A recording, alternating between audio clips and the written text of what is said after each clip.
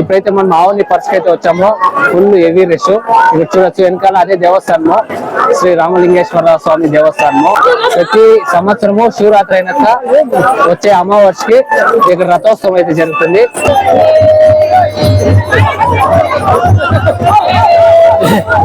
జై శ్రీరామ్ జై శ్రీరామ్ అంటూ ఏడుస్తున్నారంతా.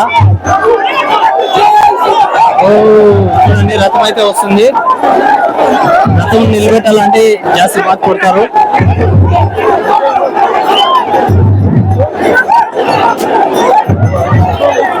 చూడండి రథము.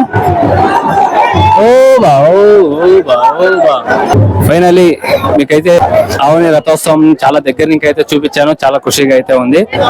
వెనకాల రథోత్సవం అయితే వెళ్తుంది, చూడొచ్చు మీరు. ఆవుని రథోత్సవం